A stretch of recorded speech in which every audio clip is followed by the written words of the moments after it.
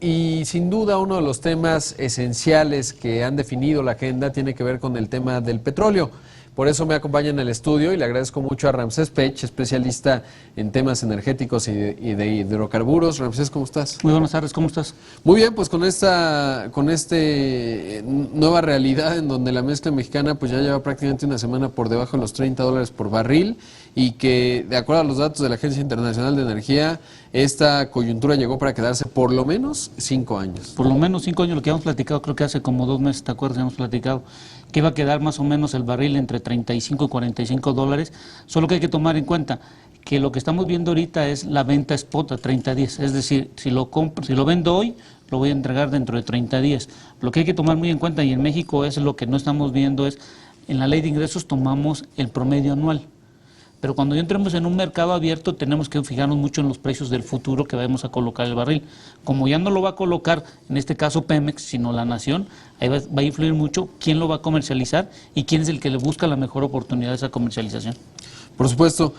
Ramsés, ¿qué hay del anuncio más reciente de una inversión de 23,000 millones de dólares para reconvertir o pues modificar las refinerías del país para tener gasolinas de bajo octanaje que contaminen poco y diésel de ultra bajo azufre? ¿Cómo analizas? ¿Cuál es tu perspectiva en cuanto a este anuncio? Es lo más correcto que se pudo haber hecho. Primero porque Pemex, como ya no está comprometido a importar gasolinas, entonces ya no tiene que ser la única empresa que tiene que importar, puede dejar de importar gasolinas y dejar que el mercado haga la importación. Entonces lo que están haciendo es que reevaluaron sus 6 refinerías y vieron cuál es el nicho de mercado.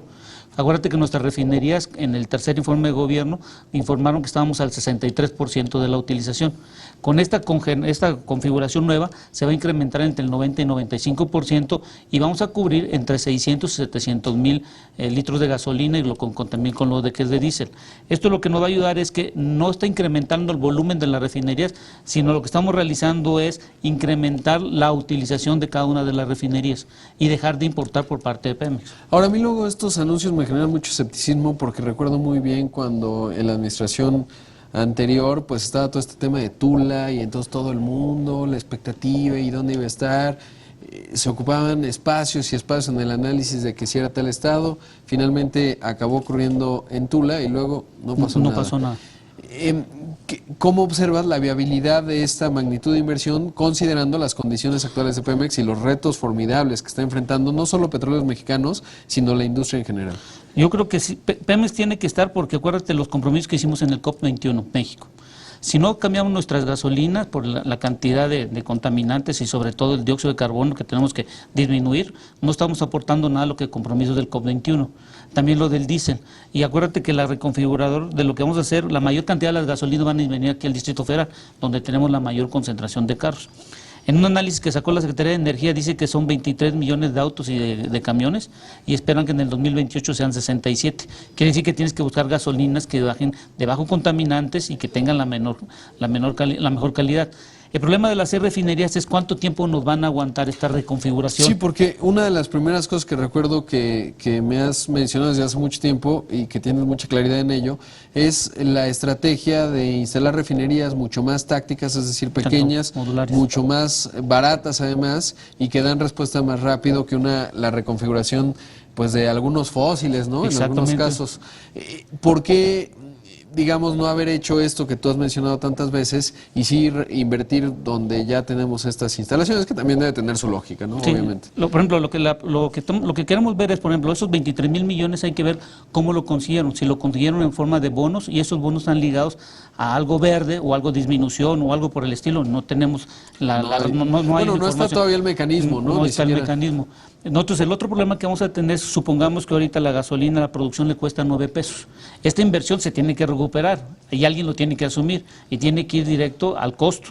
Entonces el problema es si el costo se va a incrementar de la gasolina de Pemex, cuando entre en un mercado abierto, pues no va a ser tan competitivo. Sí, claro. Porque esos 23,000 alguien los tiene que pagar.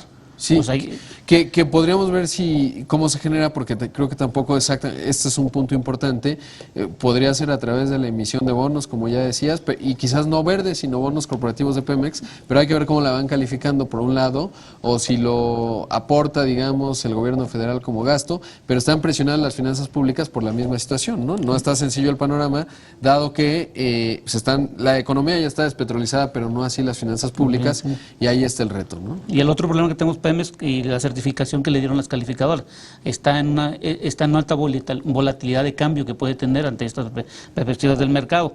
Y esto nos va a impactar mucho porque en Estados Unidos muchas compañías también están cayendo en impagos. Entonces todos los bancos que están dando créditos en la parte de exploración y extracción ya están diciendo que esta área es de una alta incertidumbre. Lo que no es de alta incertidumbre es la parte de refinación. ¿Por qué? Porque entonces hay que ver cómo está reintegrado ese costo. Y lo que a mí más me está llamando la atención, lo que más me preocupa es ese costo de esta inversión, ¿dónde lo van a colocar? ¿Por qué? Porque si los IEPS casi son 40% que nos pagan de impuestos, y en Estados Unidos el 18%, ¿te imaginas cómo va a ser la producción? ¿Qué tal si alguien le trae una producción de 6 pesos y él de 9? Entonces se va a quedar con toda la gasolina. Entonces hay que ver la estructura de costos cómo está bien planteada. Sí, esto será un punto importante que habrá que estar observando. Ahora, hay muchos otros asuntos, Ramsés, que platicar. ¿Cómo observas el panorama internacional? Porque finalmente la OPEP, lejos de reducir la producción, la va a aumentar. De hecho, hacia 2016, 31 millones de barriles, 31.5 millones de barriles por día, pensando en lo que va a ocurrir con Irán, que se va a integrar al mercado del petróleo.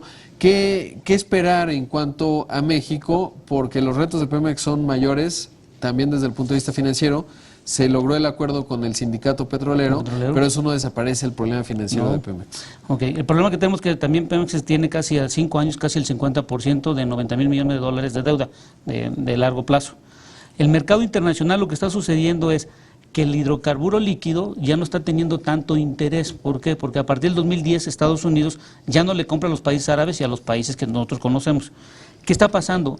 Está pasando hoy a primer plano el gas natural. ¿Por qué?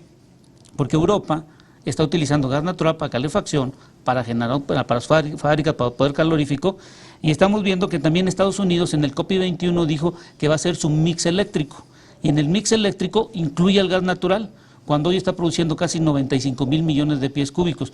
Y ahí quiere decir él que voy a disminuir mi cantidad de carbono mineral que utilizo para la generación eléctrica, porque está produciendo casi entre 1.4 y 1.7 kilos por cada kilowatt que produces de energía. En cambio, con gas natural son 200, 300 gramos. Y van a utilizar gas natural porque nomás le libera una molécula de dióxido de carbono. Cosa que aquí en México, con la transición energética que se aprobó ayer en la Cámara de Diputados, no está contemplado, sino que nomás energías limpias. Yo estoy de acuerdo con las energías limpias, está bien.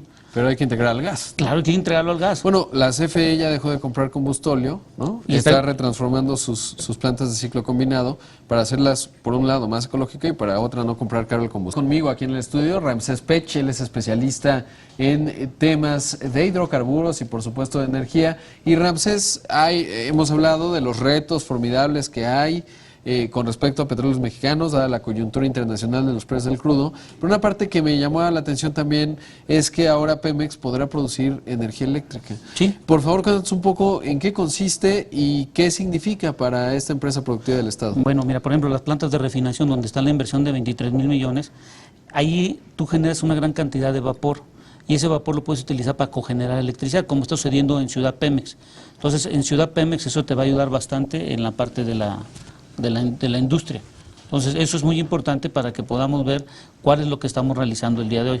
¿Y es significativa este ritmo o la capacidad eléctrica de Pemex? O sea, ¿será algo relevante? Sí, la capacidad de Pemex es algo muy relevante porque puede generar la electricidad para sus plantas de refinación y lo que salga de las plantas de refinación lo puede vender. Es decir, si una planta de cogeneración produce 100 megawatts y utiliza nomás 50 megawatts, los puede vender a la red de distribución o a quien se la vaya a comprar. Ahora es muy interesante cómo se va configurando una CFE y un Petróleos Mexicanos que empiezan a competir, ¿no? Porque la CFE en el tema del gas está compitiendo pues con Pemex. Ya compite con Pemex en su negocio base y ahí pues hay que ver cómo se van definiendo las inercias institucionales de cada una. Eso es muy interesante porque, por ejemplo, la CFE es la encargada ahora va a poder transportar su gas. Y aparte Pemex puede generar su propia electricidad y puede vender su propia electricidad. Lo importante de la parte del gas es Cenegas. En una reunión que estuvimos y una plática que nos dieron por parte de la gente de Cenegas, el año del 2016 todavía Pemex hizo un convenio con Cenegas para hacer el mantenimiento y las reparaciones de los ductos que estén ahí. Pero ya en el 2017 Cenegas tiene que tener su propio personal y todo eso. Quiere decir que la parte de la estructura de ductos de gas puede desaparecer una parte de Pemex, nomás va a quedar sobre lo que tiene la ronda cero. Ahora, otra de las coyunturas, y regresando al precio del barril a nivel internacional y la lógica de la decisión que ha tomado la OPEP, en donde no solo no disminuye la producción, sino que la aumenta, muchas cosas han cambiado. Una de las cosas que veo es pues esta desaceleración de China, que implica menor consumo del hidrocarburo, pero el otro lado es que están atrapados muchos países, igual que México, pues es que si reduzco la producción en el afán de incrementar el precio, no es tan sencillo, digamos, que todos hagan exactamente lo mismo, y además, en un momento complejo en donde necesito recursos, pues no me puedo dar el lujo de no tenerlos. No, y eso lo podemos ver, por ejemplo, es más complicado que tú baja tu producción y la vuelvas a incrementar. Es más difícil y más alta la inversión. Esto lo vamos a ver ahorita en Venezuela. Si hay un cambio estructural político, Venezuela, si hay un cambio total y vuelve a ser la misma forma que estaba PDVSA antes, tendrá que invertirle demasiado dinero para volver a alcanzar los niveles de producción que tenía. Entonces es más difícil incrementar producción porque los pozos se cierran, no los dejas, y hay que hacerle limpiezas, hay que repararlos, hay que meter bastante inversión y eso cuesta dinero y el retorno de su inversión, aunque es rápida, pero hay que tener flujo rápido para poder hacer la inversión. Esto es interesantísimo porque también podría explicar buena parte del racional, digamos, de muchos de los jugadores, ¿no? En donde pues quizás reducir ni es buena idea y además necesitas dinero, ¿no? Como sea, aunque sea más barato, digamos, tu producto, pero no te puedes dar el lujo de no tenerlo, ¿no? No, y aparte hay que tener una cosa importante, en el juego de este tipo de que se está haciendo el precio del barril, radica mucho también el almacenaje. O sea, cuánto tienes almacenando y en cuánto tiempo te estás gastando lo que almacenas. Por ejemplo, en hidrocarburos y en gas más o menos es entre 80 y 90 días. Entonces, muchos países están guardando esto. Pero lo importante de todo esto que estamos viendo a nivel mundial es, y vuelvo a repetir, el nuevo negocio es el gas natural. Y esto lo vemos en Turquía. Turquía es el segundo país que le compra a Rusia y resulta ser que hay un ducto que llega directamente de Rusia a Turquía. Entonces estamos viendo los problemas de terrorismo y están esperando que puedan entrar en el espacio aéreo turco. Entonces, y Europa quiere gas natural, Estados Unidos tiene gas natural, China necesita gas natural porque lo que hizo el COPIE 21 tiene que reducir su emisión de dióxido de carbono. Las ciudades ya no se puede respirar. No, ya vimos ahorita el problema de contaminación que tuvieron hace días. Sí, entonces, pues realmente es muy interesante este tema, Ramsés, que vamos viendo cómo se van definiendo estas nuevas coyunturas en términos de los energéticos y sobre todo pues también decir que no es sencillo pactar, ¿no? Porque viendo al respecto, Rusia a veces llegaba a algunos acuerdos con la OPEP y luego no los respetaba. No lo respetaba. Y se vuelve realmente doloroso para los países. Por último, preguntarte, ¿dónde ves el precio del petróleo, del barril, de la mezcla mexicana de exportación, por lo menos de aquí a la primera mitad del próximo año? Del próximo año lo estoy calculando entre una banda entre 30 y 35 dólares por los anuncios que estamos viendo, porque estamos esperando que Irán, ya la parte de lo que tiene de los acuerdos con Estados Unidos, puede entrar a vender el hidrocarburo, cosa que la OPEP está bloqueando, que no le convendría subirlo porque desde 31 entra Irán con 1 millón de barriles adicionales. Sí.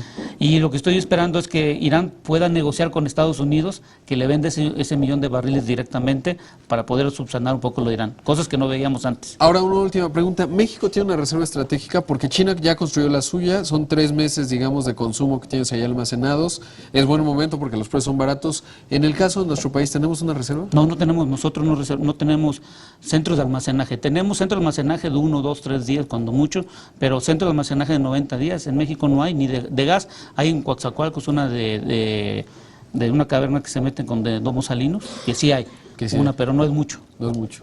Pues Ramsés, siempre un gusto, seguiremos por supuesto platicando porque será un tema fundamental que estará definiendo muchos asuntos geopolíticos, nacionales por supuesto e incluso estatales. Muchas gracias. No, gracias a ti y bueno, y esperemos que el día 15 se asignen más del 12 contratos. Sí, lo estaremos hablando contigo, seguramente. Muchísimas gracias. A ti. Te invitamos a seguir cuestionando la información con los siguientes videos.